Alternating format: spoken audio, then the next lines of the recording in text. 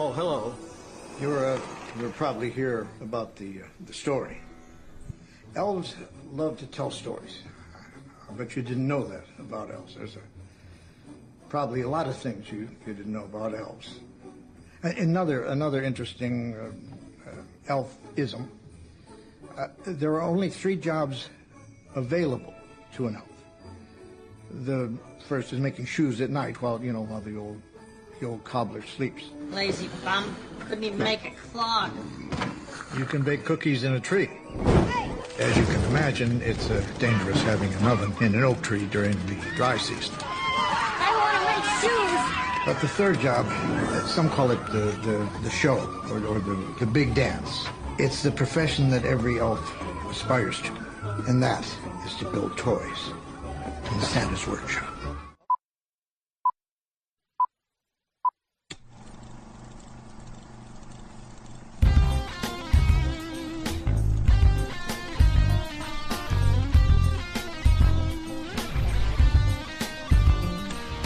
Chris Scalzo here with Matt Howell. On this episode of The First Run, Matt and I are going to batten down the hatches and prepare for the worst. It's Twisters Week, featuring Twisters. This time it's Glen Powell and a potentially catatonic Daisy Edgar Jones chasing them tornadoes. Does this retooling of a beloved 90s disaster film spin us all up with excitement? Then there's the pressure-dropping rundown of the big releases on physical media, featuring your streaming and straight-to-DVD picks of the week, or as we now call it, the Viper video pick of the week. And then Matt and I are going to go ahead and close out the show with a rootin, tootin, varmit shootin round of Who Dat. So Matt, let's go ahead and wrassle us up a tornado and hear a clip from Twisters. What do you see? It already has a nice structure. Moisture levels are just right and lots of cape. What else are you seeing? Flow is clean, pulling tons of warm, moist air from the south. And when that warm air and moisture busts through the cap, it explodes in the atmosphere, creating an anvil. The vertical wind shear begins to rotate the updraft, forming a mesocyclone. And here's the mystery. We don't know how a tornado forms. We see the hook on the radar, but What are all the invisible factors coming together? Every little detail that it has to be perfect. And it's a mix of what we know and everything we can't understand. It's part science, part religion. So there you go, Matt. Twisters is here. The rebirth of the beloved 90s disaster film that I don't know if I'm making a particularly hot take here, Matt, is not that particularly good. Mm-hmm. Now, it's basically buoyed by fantastic performances by, Paxton, Bill Paxton, and I'd say Philip Seymour Hoffman and Helen Hunt, right? Yeah. And then, of course, the at the time kind of cutting-edge CGI technology that made it kind of just a fun little romp of a film that is still, I think, maybe mostly forgettable.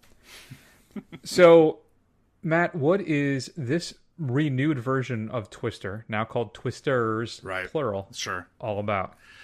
So there are essentially much like the first, two competing tornado chaser schools. One is focused on the science of it, getting a three-dimensional view using radar to get a picture of the Twisters in order to, warn people. There's another, and that team is led by Daisy Edgar Jones' Kate, along with Anthony Ramos' Javi, and there's a competing group that's all in it for the thrills and the fun, led by America's sweetheart, Glen Powell, as Tyler the Tornado Wrangler, a YouTube sensation, who also happens to be a meteorologist, so he's got some bona fides as well, but he's more concerned about driving straight into the tornado, locking down his truck implausibly, and firing fireworks into it just because he can. And, that is those two competing priorities. They kind of meet together to learn about Twisters and, personal growth and shit, too. That's always good. So how does Twisters work for you? Is it a nice living homage to the original, a nice update technologically, and maybe a little more depth? Because this was directed by Lee Isaac Chung, who directed Minari, one of the best films of, and I am now blanking on when Minari came out, 2020. Thank you very much. Yeah. And written by Joe Kosinski, who just recently did Top Gun Maverick. Okay. Yeah, I mean, it's fine. It's fine. I mean, the effects are, how many years has it been? 17 years? 20 years? been a while. Yeah, I mean, they're, several decade pluses, levels better, and... Almost 30. Oh, wow. Okay. Almost 30. They're 1996. Almost 30 years better.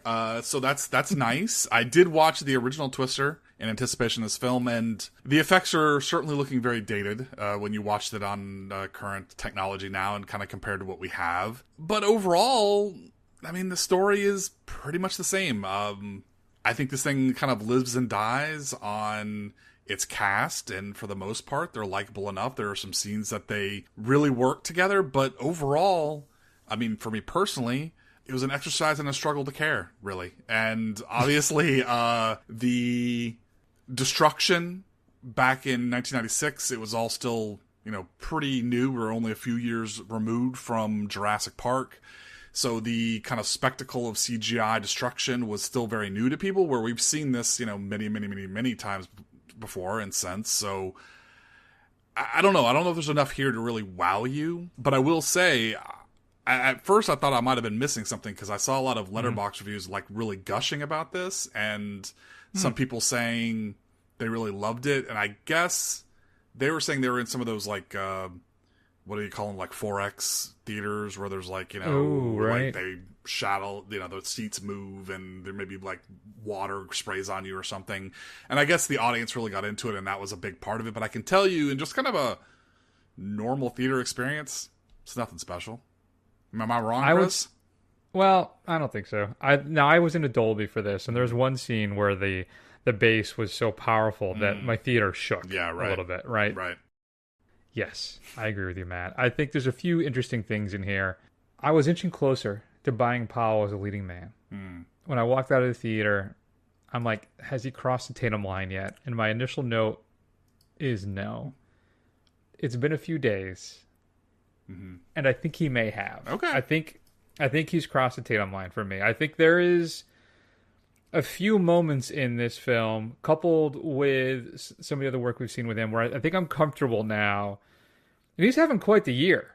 Right? He's got 3 big films this year. And I feel he's going to cross the line for me. I'm on board now with Glen Powell and the Glen Powell standing that everybody is doing. Sure. I enjoyed him here. I agree with Robert Daniels of RogerEbert.com. I think it tweeted out, Daisy Edgar Jones is giving like nothing to Powell when they have their scenes together. Right.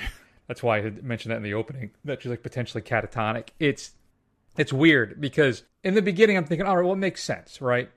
She has this life-shattering event that happens to her. So of course she's going to be withdrawn.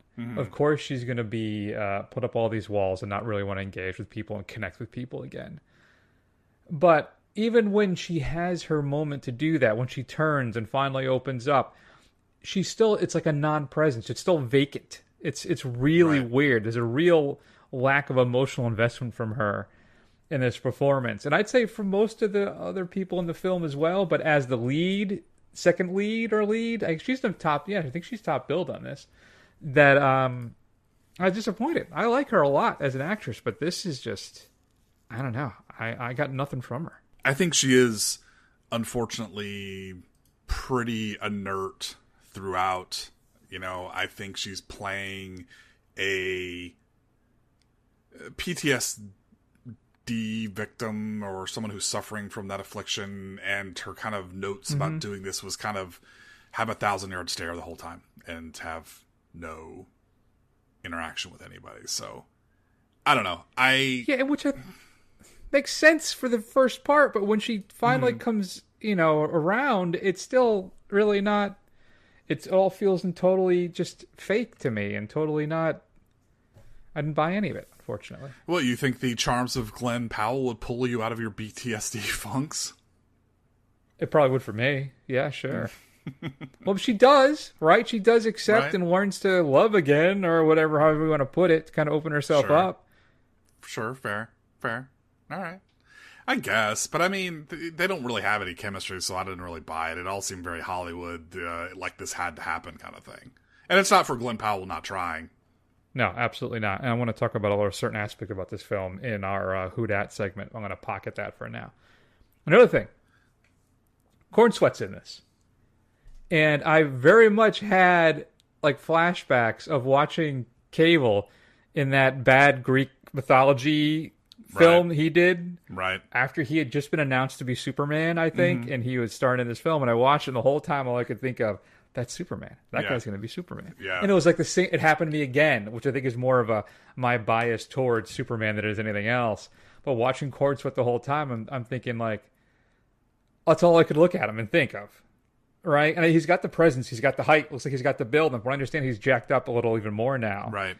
for Superman. And I'm glad that Gunn is going with the trunks, so we do get some underwear there for Superman, which I think is good. Nice. But I don't know. It's funny. It's my own, just how my brain is wired, Matt. All I could think of was like, oh, that's Superman. Every time he popped up on the screen, did it jump out at you at all, or did you like, oh, that's? Because I had no idea he was in this. Yeah. I mean, when I saw him, I was like, I think I looked at this on IMDb to see who was in it, and I was like, oh, there's Superman, and then I was like, yep, there he is. But then I quickly moved on after I said, oh yeah, that's that guy. We're gonna see more of him. I hate pop country, Matt. Do you? Not a fan? And there's a little bit of that in here. Yeah, right. Okay. Though some of the tunes weren't horrible. Sure. Now I think the score is. I'm not a big fan of the music in this. But where do you come down on pop country? I'm not a fan. Yeah, I'm not a fan either. I think country. Old school country, sign me up. Hank Williams Sr., Johnny Cash. Yeah, I think I like. Outlaw.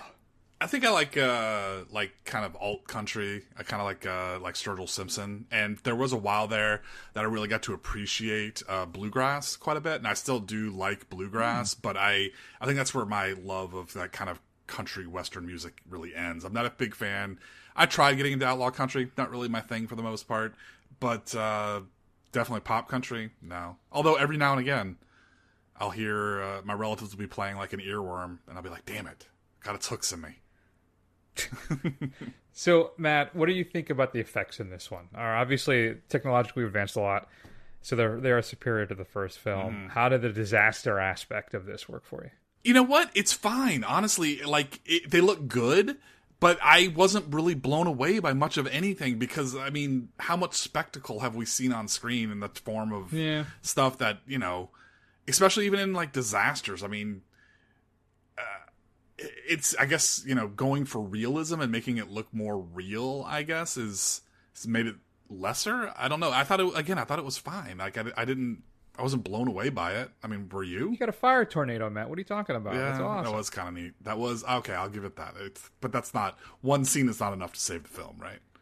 No, yeah. I do wonder if we should have saw it in the 4DX, though. That might have been a whole different experience. Right. But, I mean, yeah, I think the CGI in this with the disaster stuff all works really well. They try and kind of insert an emotional connection to as well because they go and help the towns. The whole time I'm thinking, like, wait a minute, you think all these people in Oklahoma don't know how to prepare or what to do during a tornado? Really? They have no idea. Never seen a tornado before. Ever. Thankfully that these tornado chasers are all there to tell them what to do. Right. Stuff that they've been living with their entire lives. Which I thought was a little weird. That is a little weird. Yeah, it's... In a weird way, it's just a big update of the first film, but it doesn't really have the charisma of a Paxton or a P.S. Hoffman or a Hunt, unfortunately. Yeah. I mean, Powell can only do so much heavy lifting here, Matt. If I'm giving it a grade, I'm like, stuff go boom and crash. I give it go B+. Yeah. Everything else, I'm giving it a C. Yeah. Daisy Edgar Jones, though, she gets a D. Mm-hmm. So I think I'm just going to sit at a C. All right. Twisters.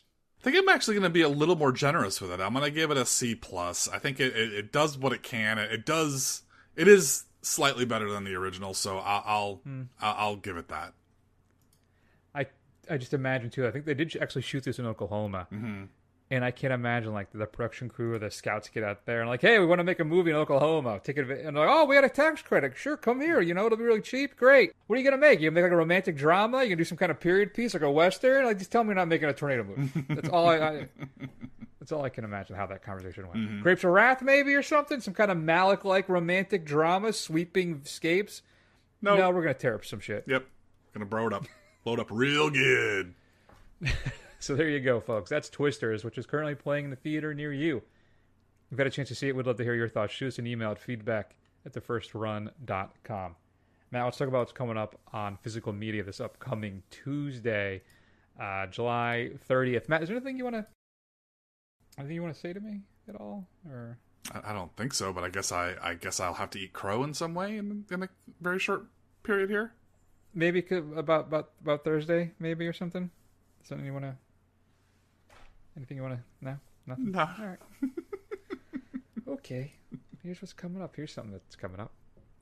30th, which is 5 days. 30th minus 5, 25. Oh, that's 5 days after my birthday. Okay, here's something. Was it? A really good deal. What deal? I met with the lawyers too. I couldn't say no. I needed the cash. I mean, look at the stamp. I don't even have a basic cable. No. I sold my share as a Gucci to them. Oh! No! No!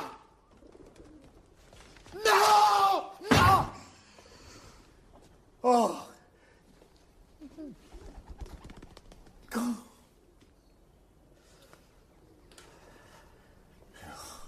I'm done. No. I'm done. No, I'm dead. no. I'm dead.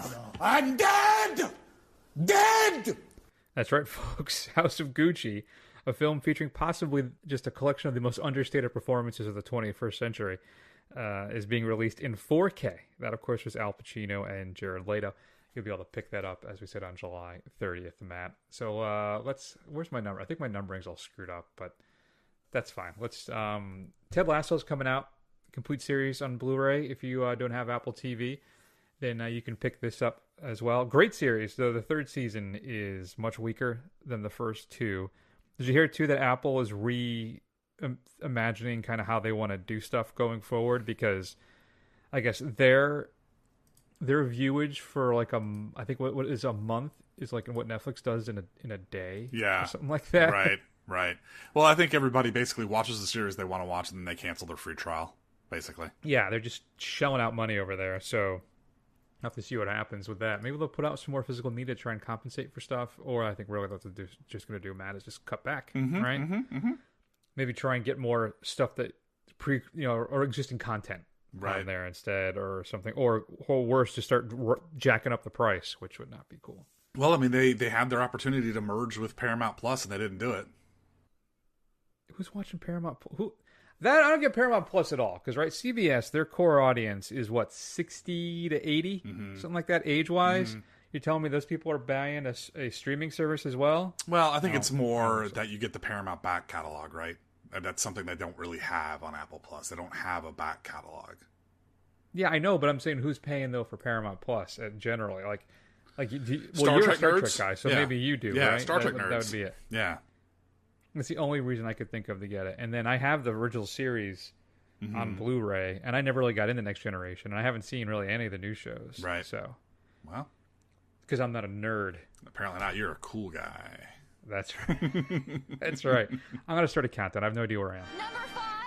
I want to go with Houses of Doom, Cauldron Films, which is part of, I don't know if it's part of, but the guy who runs Diabolic DVD also put together this studio here. So Cauldron's putting out Houses of Doom, which includes The House of Clocks, The Sweet House of Horrors, The House of Witchcraft, and The House of Lost Souls, with a Blu-ray and CD. There was a limited run before that I think also included a keychain.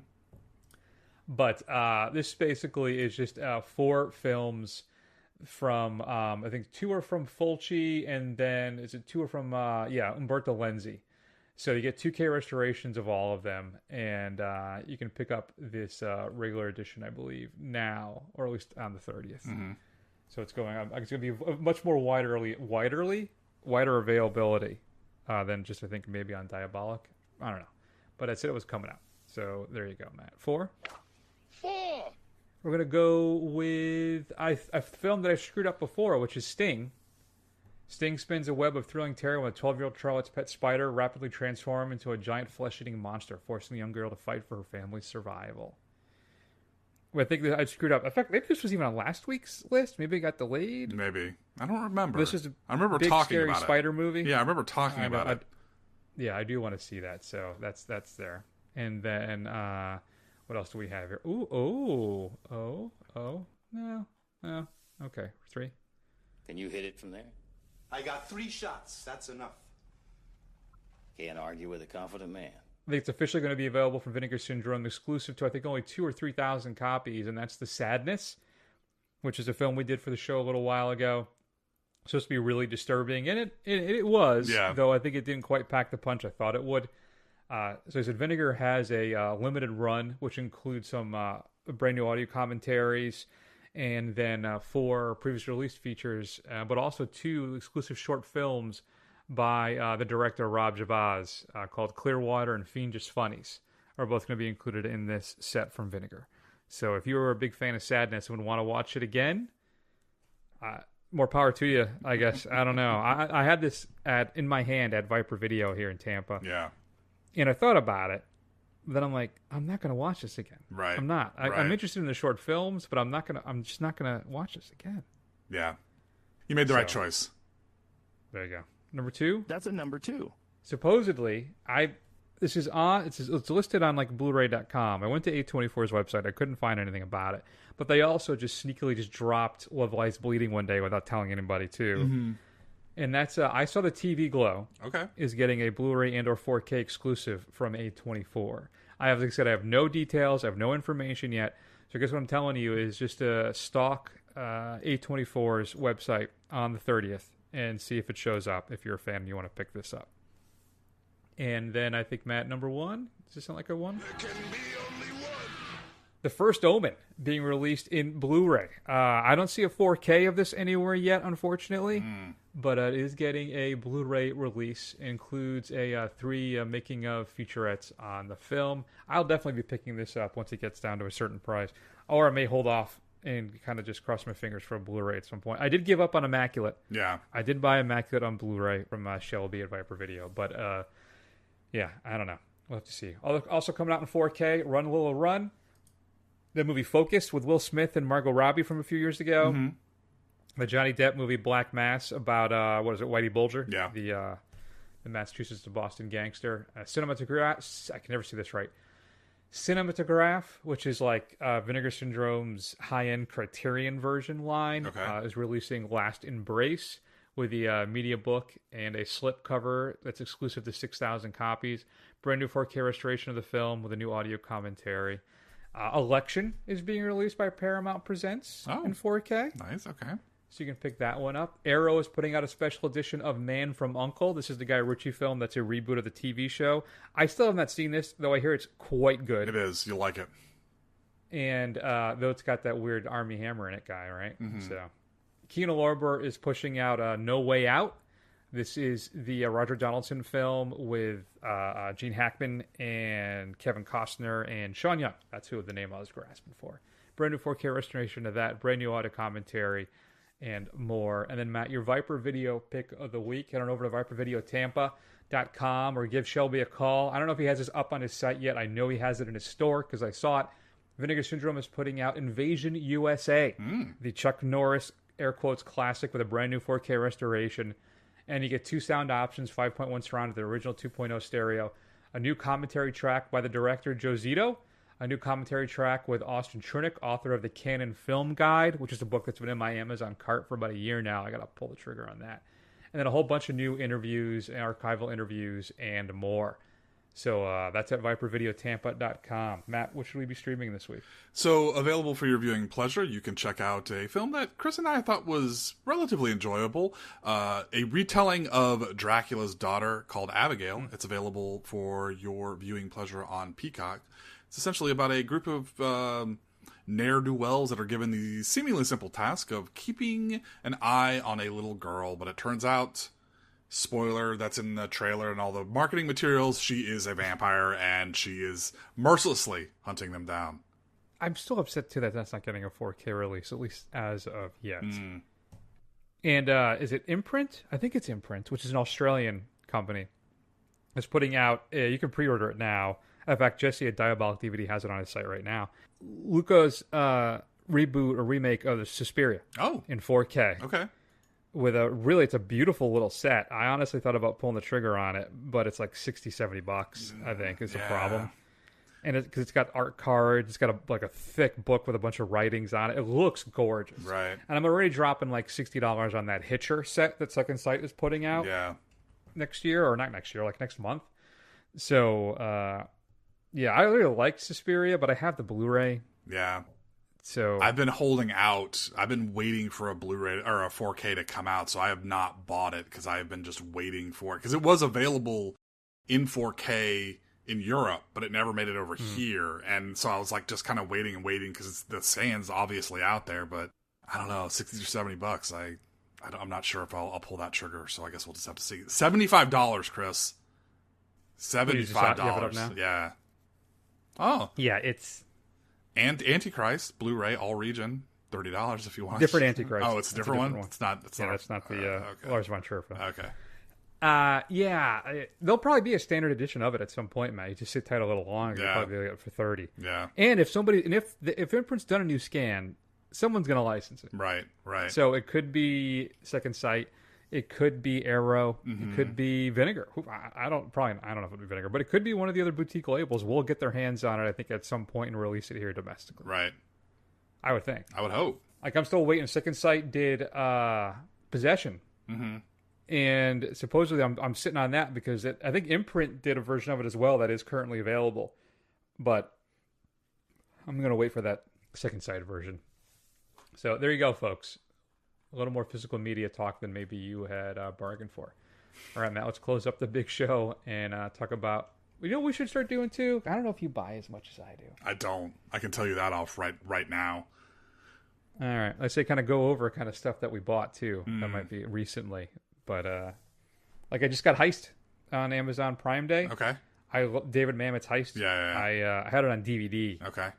And it was on Prime Day for, like, $12 Nice. For Blu-ray. Nice. And I'm just waiting for Spartan to come out. I just rewatched Spartan the other day, too, with it's one Val Kilmer where he plays, like, I think he's a ranger, and he has to rescue the president's daughter. And it wasn't as good as I remember it, but I still really like it. All right. It still has some great moments in it when he breaks the guy's arm and a bunch of other stuff. So, but Spartan's not available on Blu-ray, I don't think. So, it's disappointing. But I am excited to watch my Heist in HD. So there you go. I hope you get around to watching it sometime soon. Yeah, I actually have teed up right now the Blood and Black Lace. Oh, you can hear me moving stuff around. My Blood and Black Lace 4K. Oh. I have it like on my little table to watch. The new transfer, this 4K transfer, is supposed to be phenomenal and blow out the previous Blu-ray. And I've been meaning to catch up with this for a very long time. So that's next up on my list to watch, hopefully. I did start watching The Boys, and I'm almost done with season 2. I heard you talking about that on the final episode of Screen Run. Yes. What do you think so far? I'm enjoying it. Yeah. I am enjoying it. I have one more episode to go for season 2. Okay. Now, was Herogasm in season 2? No. Okay. Nope, I don't think so. Yeah. You're in for a treat, and make sure. I make sure that when you, especially the first episode of season 3, that Mrs. First Run cannot catch you watching it somewhere, because she'll be like, what the hell are you watching? I did see the guy that Mother's Milk get assaulted by the guy with the very large expandable or like Mr. Fantastic. Yeah, there is that, but I'm not even talking about that. I'll just think about weird things that Ant-Man can do, and we'll just leave it at that. All right, fair enough. Let's wrap up the show now and play a round of Who Dat. There's more than one way to fly this mission. You really don't get it. On this mission, a man flies like Maverick here, or a man does not come back. No offense intended. Yet somehow, you always manage. Look, I don't mean to criticize. You're conservative, that's all. Lieutenant? We're going into combat, son, on a level no living pilot's ever seen. Not even him. That's no time to be thinking about the past. What's that supposed to mean, Rooster? I can't be the only one that knows that Maverick flew with his old man. That's enough. Or that Maverick was flying when his old man... Lieutenant, that's enough. That's enough! You son of a bitch! Come on! I'm cool. Hey. That's enough. He's not cut out for this mission. It's enough. You know it. I think one of the big issues, surprises, or things that kind of finally pushed me over the line for Glen Powell, Matt, is that his Rooster character in Maverick, he pulls off what I think Kilmer did too, where he's arrogant, he's cocky, he's a jackass, but he's still engaging. Right. And he's still likable. Right. Which is a tough little line to balance on. Mm-hmm. And I think he really pulls it off. So, Matt, you are Glen Powell.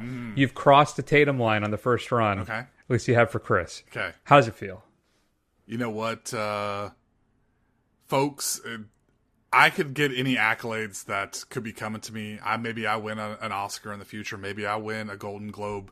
Maybe, me and Sydney Sweeney have a romp, a fast-paced relationship that burns hot and burns fast. But, the fact that I have crossed the Tatum line, that for Chris Scalzo and Matt Howell of the first run is really the pinnacle of my career. My only thing I can worry about now is that maybe I'm going no place to go but down. But I'm going to savor it while I can, because while it has happened for Chris Scalzo, I heard from the people who were watching the film with Matt Howell, and he said to himself, even though he didn't say it out loud, he said it to himself, I think this guy's crossed the Tatum line while he was watching Twisters. And that's all anybody can hope for. There you go. That's great to hear. That's great to hear, Glenn. I'm really happy for you. I mean, Hitman, which is a film that was enjoyed mostly here on The Big Show. Yeah. We have not seen Anyone But You, but people seem to really like that film. Yeah.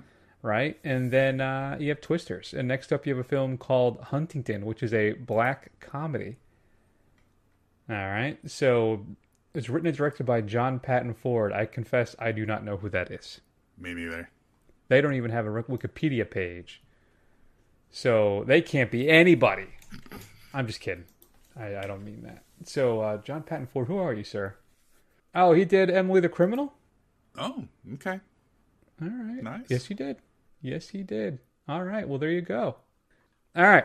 So there you go. Well, Glenn, I'm excited. What about you, Matt? How do you feel about Glenn? Are you on board with me here? Yeah, I wasn't kidding when I thought that I think he may have crossed the Tatum line. Now, I will say, it's just over the line. He's got like a toe over the line at this point, so he could backslide a little bit. But right now, I'm enjoying Mr. Glen Powell's work.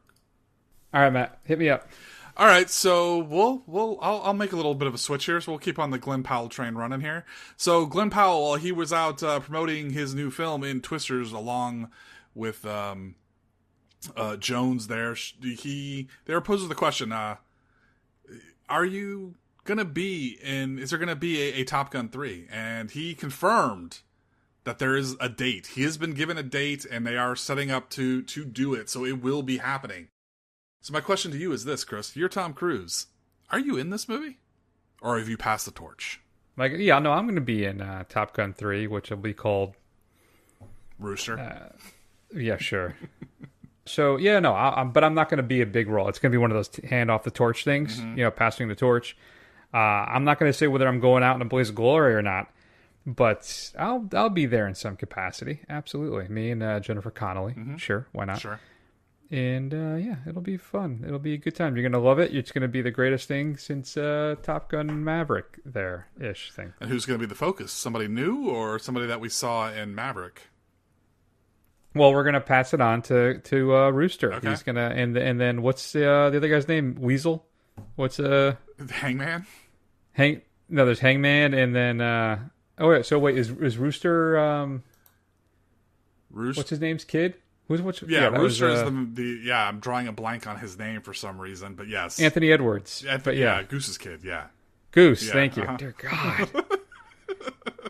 It's like, anyway. Yeah. All right, so it'll be Rooster and Hangman have to team up and fight aliens this time. And Starship. It's gonna be a little Independence Day action.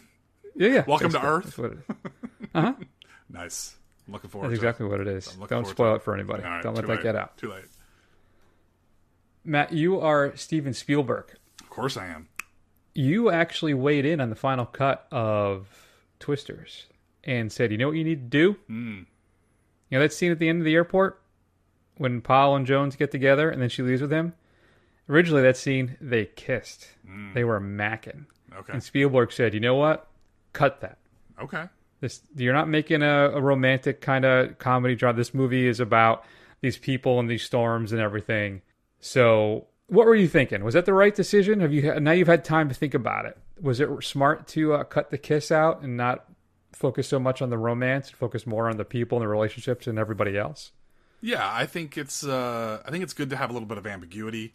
I think they are two people that obviously have feelings for each other, but they're still feeling each other out. I don't think it was kind of like the big Hollywood ending of and then they kiss was the way to go out. I think it shows that they're still feeling each other out. There's still people that are trying to, get to know each other, get to learn more about each other, but they're committed and they're going on and they don't have to, it leaves it up to the audience to figure out what's next for these two crazy kids. There you go. And it's like Speed, relationships that are created under tense or stressful circumstances don't always last, right? So I'm glad that I think it was the right decision as well. You want to let things, kind of grow naturally. And it would have felt kind of tacked on like, oh, well, we got to make sure they kiss by the end of the movie, right? That type of a thing, right? It would have felt kind of forced to me. And I think it was the right decision and shows that there's a true passion between the two of them, even if not so much for each other at this moment, as Matt said, that they're growing and learning about each other. Mm-hmm. It's chasing them storms and wrestling them tornadoes. Right. So I think it was the right decision as well, Steve. Well, thanks. I'm glad I have validation, as one of the greatest living directors right now, that you thought I made a good decision on this call. Hey, listen, I boosted Glen Powell's self-esteem. He's never been happier. You know what? So Fair I thought enough. I'd give you a little backslap. Fair enough. You know what? We all get one, right? Everybody gets one. There you go.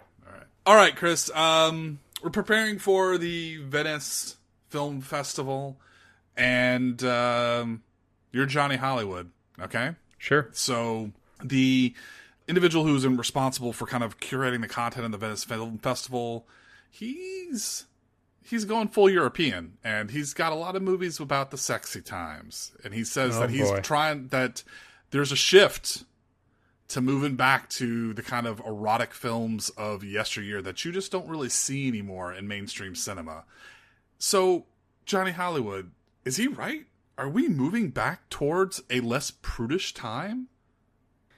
So for new listeners, Johnny Hollywood is the chairman and CEO of Hollywood. Right. Just so you know. He is. So he makes all the decisions on things.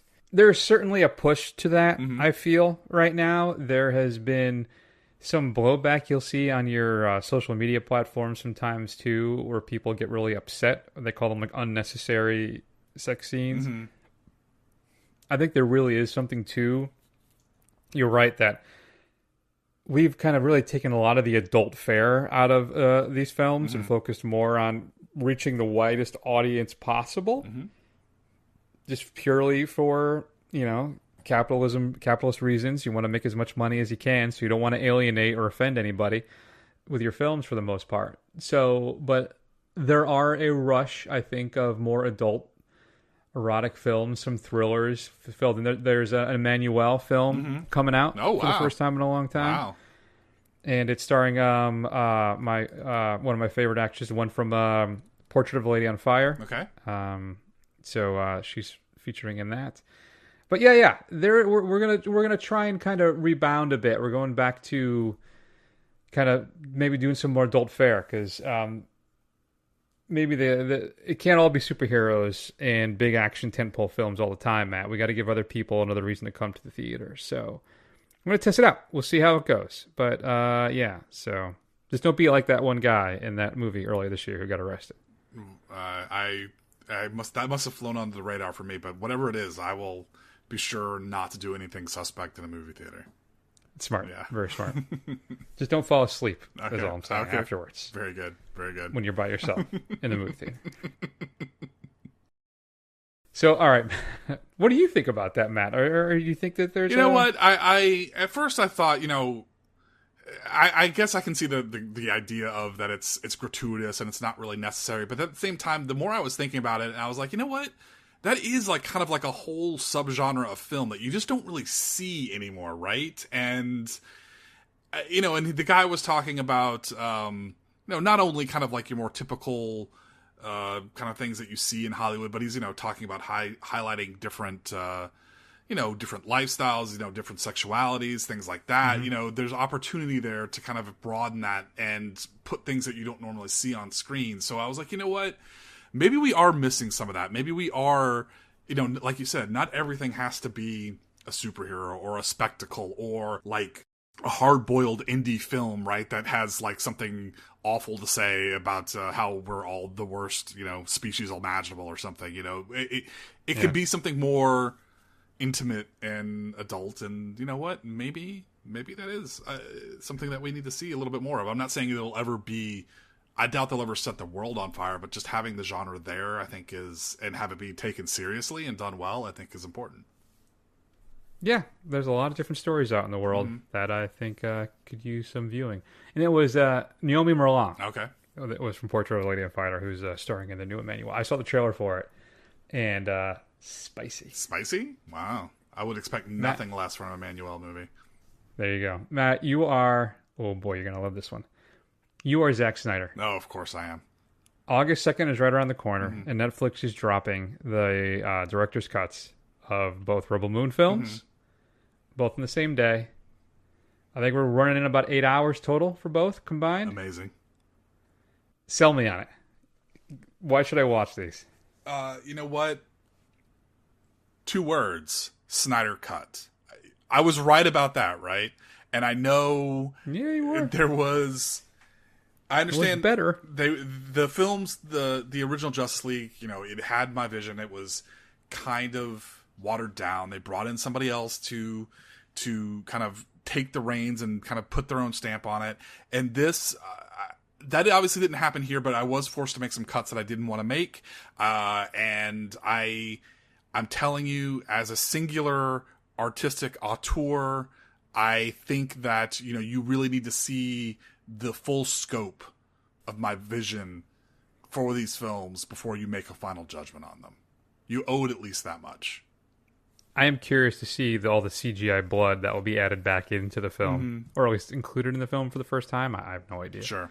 That was one of the weird things, was how bloodless those 2 films really were. Yeah. Considering how violent they are at times. So I'm kind of curious about that. But I don't, man, that's a big time commitment. It is. It's a huge time commitment, but here's the thing. I'm not for saying... films that weren't that good to be. You don't want any more of Charlie Hunnam? You're going to get like 40% more Charlie Hunnam. Oh, boy. I know how much you love him. I do. He's fine. Listen, he's great in The Gentleman. If I could get Gentleman to Charlie Hunnam, I would watch him all the time. Yeah. You know what? That's not easy to do. Yeah. I guess really, Chris, as a member of the podcasting community, an esteemed reviewer, a critic, are you going to... That's not true. Are you going to watch them and put your opinions on the matter out into the world? I don't know. There's so many things I'd rather watch, I think. I may start one and see how it goes. I don't... Wow, I don't know. Do I have any long flights coming up? I don't think so. So I got to figure that out. Well, I guess we can I'm not jazzed about it. We can do a marathon. Once we finally get the 4-hour Napoleon cut, we can do a marathon of 3 movies of 4-hour director cuts. It's just really torture ourselves. That sounds wonderful. Dear God. All right, bring us home. All right, Chris, so I'm going to break the rules of the game, okay? You ready? Uh-huh. You're Chris Pietascalzo. I am. It's been announced that Redbox is finito. It is kaput. And as one of the last bastions of physical media now also heads into the sunset, and with the recent announcements of Walmart and Best Buy, they're reducing or dropping entirely. Is this the final nail, Chris? Is the physical media, is the end as we know it on the horizon? Can you see it? Are we at the point where it's going to be your boutique labels and nothing else? That second part is where I got hung up. I think it was HMV just this week. Maybe it was I can't remember who it was. Said that they're selling more physical media now than they've done in years. So the market's there, but it is a little more niche. I think that is the problem. Yeah, I don't like. I look at stuff now, and you're going to be paying $30 instead of like $9.99 for a lot of stuff potentially at some point. It looks like in the near future. So also, I guess depends on the company. I don't know. From what I understand, Walmart is still putting stuff out. They've taken over that Steelbook contract, I think, that Best Buy had. So they'll still be pushing that stuff out. But the problem is the sellers are shrinking. Right. Right? So that's just... I think going to increase costs for stuff for the most part. I mean, I still stock Amazon for stuff when it goes on sale, but yeah, I'm in a very lucky position where I can afford to buy some of this stuff. I know a lot of people aren't, and it's just going to continue to potentially limit the market. But I think, yeah, it's going to be like vinyl. Yeah. I think really is what's going to happen. Yeah. Yeah, it's tough. It's a niche thing. I go to like a lot of, I read a lot of books. I collect a lot of books, and I go to used bookstores, book sales, things like that all the time. Even used bookstores, they're not taking DVDs and even Blu-rays. They don't want them because they don't sell. Nobody's buying them, which is wild to me, really. But I think we are getting to the point now where you're going to have a relatively small but extremely dedicated base of people who are going to buy these things, and they're going to expect, extra content, special features, premium packaging, something like that to kind of bring it in. And it's going to be, just like you said, just like vinyl, like the days of getting a $5, Blu-ray is going to be over. Unless it's one of these things like they make limited runs, and then once they're out, and that's it. Like, they're not going to keep producing them. And then, like, once you get to the end of the run, you have your chance to grab it, and that's it. Well, the other problem I run into too now is I like my digital copies, and I wait for stuff to get cheap. But now the digital copies are expiring sooner and sooner. Right. So, like my Mad Max box set, I got that 4K. I ended up spending like $40 for the whole thing. Yeah. What happened? I don't know if I told you this. I bought it, and one of the case itself was broken. Okay. Like two of the things were the centers that hold the disc in place were broken. Yeah. And I'm like, oh, I'll just live with it. And then the Mad Max box set, it was like $40. Oh no, it was like $20-something cheaper, like a week later. So I said, you know what? I'm doing a defective return. See if Amazon will take it, and they did. Right. And I was able to get it a lot cheaper. But both sets of them, unfortunately, I waited too long. I couldn't redeem my digital copies anymore. That sucks. And they won't accept them. They're like, you can't email them and ask them. Before, too, they would renew them for you if you had bought it. Yeah. Not anymore. They stopped doing that, too. So, I mean, I'm thankful I have a ripper. I can rip Blu-rays here and make digital copies for myself, but I don't have a 4K ripper. Right. So, but yeah, that's the other thing you run into, though. If you're going to wait on stuff, those digital copies may expire. I guess it depends on how important that is to you or not. Yeah. I see, and like, I just think of course they could steal them anyway at any point. They could remove them from your service anyway at any point. True, they can. I guess, I struggle with that. I mean, I really hate the fact that these things that they advertise as a selling point is like they expire. I don't think that they should. I think that those should be, only redeemed once, but they should be active as long as it's a brand new thing, right? And it hasn't been redeemed. Now, obviously, you could take it away for future releases and like just not put out a digital copy. I'm fine with that, but don't advertise something as part of the set and then have it expire. That's just lame. I'm also seeing too a lot more releases not including a Blu-ray, Yeah. where it's just the 4K. Right. Yeah. Or not including a digital copy. A lot of them don't even have that. It's just basically this is the disc and that's what you bought. And Groove just went not Groove. Universal Rewards is shutting down at the end of this month. Really? I love that. I redeemed probably 7-8 digital movies from them. So you buy something, you get points. You can spend the points on their site, and you could redeem a digital movie there for 1,000 points. Yeah. And I probably, like I said, did 5, 6, 7, I don't know how many I did. And then just about a month ago, they said we're shutting it down. And Sony's doing the same thing. Sony, I think, is doing the same thing with their digital stuff. I know one of their companies, I just got a notification of the day, is doing a similar thing. So it's very upsetting. And then also I have an issue with my Rocky set. I bought that Rocky 4K set, and I can't redeem them. Whenever I try and do it, it says promo not allowed or does not exist. So I emailed and I'm still waiting to hear back. So we'll see but the problem is it's bringing me only to Fandango. Right.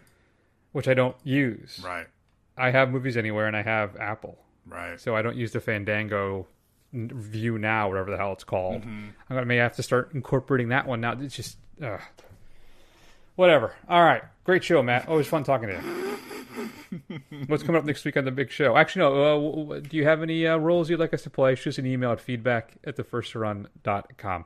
Matt, what's coming up next week? Oh, what is coming up next week? It's the biggin'. It's a biggin'. And It's got Johnny Hollywood a buzz. This thing is apparently going to save the MCU and blow the summer wide open single-handedly. And that is Deadpool and Wolverine. Yes, BFFs, Ryan Reynolds, Hugh Jackman are back. They also got Daphne Keane in it from Logan, who's all grown up. So they did in that last trailer show her. So yeah, I'm excited to see it. I hope it's as the one Marvel film this year, which I commend them, not oversaturating us, but I goddamn, I hope it's good. I'm hearing good things. I can tell you too, my AMCs, when I've looked at tickets, they've been basically full for like the last week or two. Oh, great. So if you haven't picked your ticket, make sure you do it as soon as possible, at least for this opening weekend. Mm-hmm. So there you go, folks. And that's that for this week. Shoot us an email, as we said, feedback at thefirstrun.com. Go over the First Run as well. Go over the website. You can find archives of all the old shows, the report card, and more. And find us on Facebook, Twitter, Instagram, YouTube. Do a search for The First Run. Scroll. Eventually you'll find us. Head on over to Apple Podcasts. Give us a review. It'll help other people find the show. The last episode of Screen Run has dropped, at least for this season, for the Body Snatchers. We had a lot of fun with the Lady Juan on that. I think I'll start peppering some of those through our feed maybe as well, so you can listen to that.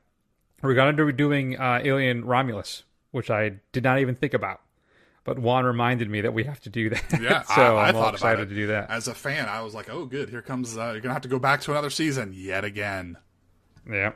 So, and I think Kevin Smith's working on something now, too. He is, so. yeah. And I guess is that it? That's everything, right? Yeah. That sounds good. All right, so let's go ahead, Matt, and take an extended break. We love you all very much, and we will see you soon. Take care of yourselves.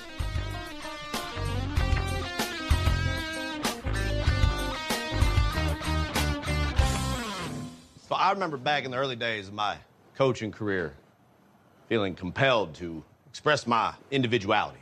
The only real option for me to do so was through my facial hair. And obviously, I couldn't grow a beard. Otherwise, Coach and I here would look like a ZZ Top cover band. Would have been called Sharp Dressed Men. Ooh, that's nice. God, I hate what you fucking done to me.